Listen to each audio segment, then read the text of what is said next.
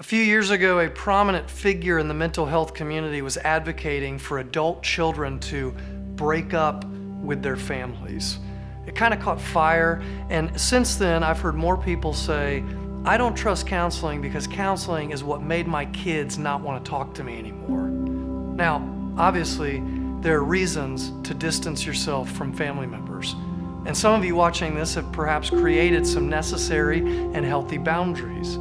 But as a counselor, and I can speak for the counselors I know and trust, the goal of digging into your past is not to create animosity between you and your parents. The goal is healing.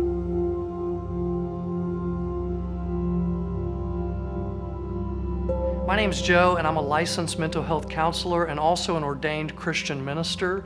So my perspective on these topics is shaped by a worldview that says God cares about you and your relationships, and He desires healing for you and restoration where possible in this life. One of the things I do early on with clients is I invite them to consider parts of their early history that may have impacted them in such a way that it's still a factor in their current emotional and relational well-being. We call this story work, and it's not uncommon for people to have some initial resistance to discussing the difficult memories from childhood, because our childhood experience is the only one that we have. And so even the stuff that happened that wasn't normal, we typically consider it normal because it's all we knew. Another common reason for resisting delving into painful memories is because maybe your parents, for the most part, did a good job. And so you're uncomfortable looking at the areas in which they did a bad job because it feels like it dishonors them. And still, a third reason for our resistance to opening up these memories is some of us operate with this mindset that the past is just in the past.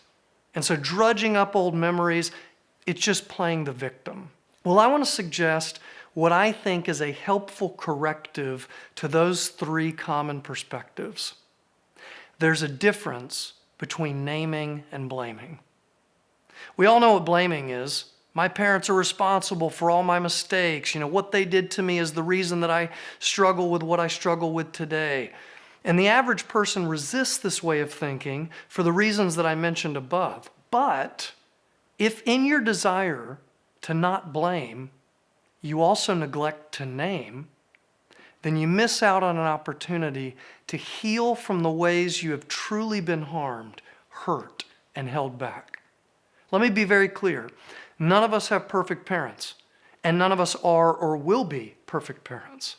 If you have kids, it's not a matter of if you will cause harm and hurt, it's a matter of how. And yes, hopefully it will be minimal, and hopefully you will be able to model for them genuine confession and repentance. But there is no scenario in which parents don't impact their children. And some of that impact might need to be explored in counseling. Give you an example of one of my clients. We'll call him John. John came from a great family, so when we started to look at his story and the hard parts of his story in particular, he was a little resistant because he wanted to honor his family. But over time, he started to realize that there's a difference between naming and blaming. That honesty doesn't mean dishonor. You can still honor your family members. You can still love your family members while naming the impact that they had on you and how it shaped the way that you do relationships today. Once he realized this, the doors just kind of flew open to the potential to examine ways in which even he, with a great family, was impacted in some negative ways that shaped how he did life. And once he was able to name those things, he was able to process them, find healing he needed, and begin to move forward in new ways that were emotionally and relationally healthier. So, have you named the impactful aspects of your story? Have you named how you've been harmed, hurt, or held back? Naming doesn't have to mean blaming.